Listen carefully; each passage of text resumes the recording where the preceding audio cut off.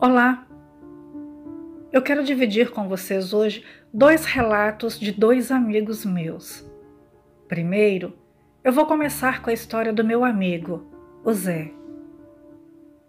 Ele trabalhava em um depósito de materiais de construção. Ele é um homem muito bom, muito trabalhador, porém, ele era cético.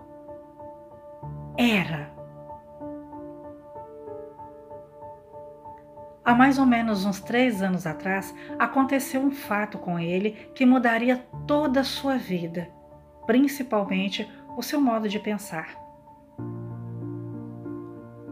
Um certo dia, o Zé foi incumbido de levar uma entrega de material para a construção de uma escola e de um posto de saúde em uma comunidade numa distância de mais ou menos umas 8 léguas.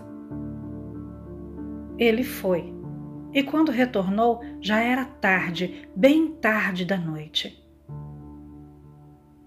Vinha ele pelo caminho e por volta das 10 horas da noite, ele, passando pelas matas, de longe avistou um grupo de pessoas distintas e muito bem vestidas, esperando que alguém passasse por ali para lhe dar-lhes uma carona.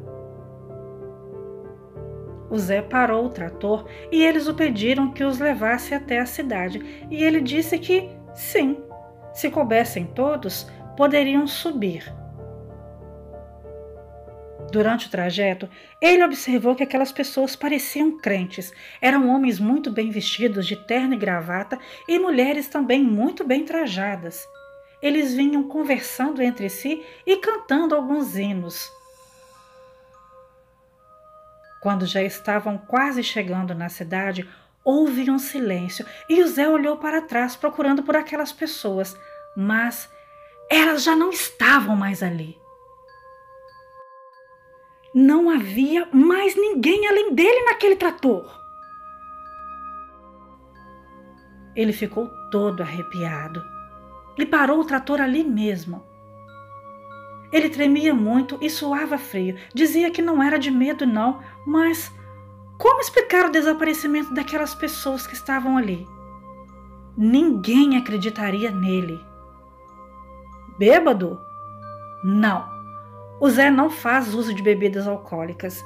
Ele sofreu um aneurisma há algum tempo e foi proibido de beber. Ele chegou na cidade e desceu do trator com um misto de sentimentos, uma aflição pelo acontecido e uma certa felicidade por ter ajudado aquelas pessoas. Atônito, ele bateu na primeira porta que encontrou e contou o seu relato para aquela senhora. A senhora que o atendeu o ouviu atentamente e viu que ele tremia muito e lhe ofereceu um copo com água. O Zé foi embora e tratou de contar a todos na cidade o que havia acontecido. Até aquele dia, o Zé não acreditava em absolutamente nada, mas hoje ele diz com muita convicção que acredita em vida após a morte.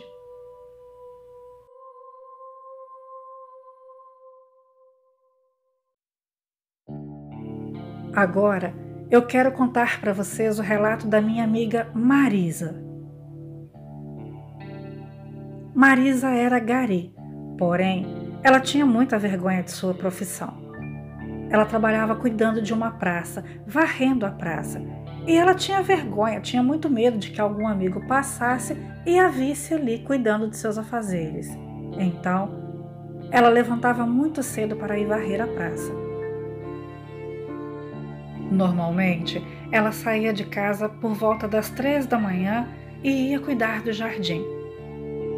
E em uma dessas madrugadas, lá estava ela cuidando da praça, quando de repente ela olhou e à distância vinha um cavalo em sua direção. Ela achou aquilo muito estranho, porque aquele cavalo não tinha cabeça. E aquilo vinha rodopiando, batendo os cascos no chão e fazendo muito barulho. A Marisa não acreditou no que estava vendo. Aquilo era uma mula sem cabeça. Muito assustada, Marisa se escondeu atrás de uma árvore ali do jardim e ficou observando aquilo. Por causa de todo aquele alvoroço, algumas pessoas vieram até a janela e todos comprovaram que aquilo realmente era uma mula sem cabeça que estava ali na praça. Desacreditada, a minha amiga via aquilo tudo sem reação. Os cachorros vinham e atacavam aquele ser, e aquilo rodopiava e brigava com os cachorros, e todos observavam aquilo. Marisa ficou com tanto medo que pediu demissão. Ela não quis mais saber de trabalhar ali. Agora eu vou falar para vocês quem era essa tal mula sem cabeça. Em uma zona rural bem perto daqui, há uma moça muito ruim e um dia ela bateu muito em sua mãe porque essa não lhe permitiu ir a uma festa. Sua mãe, magoada com aquilo, lhe rogou uma praga e a partir daquela noite, aquela moça virava uma mula sem cabeça.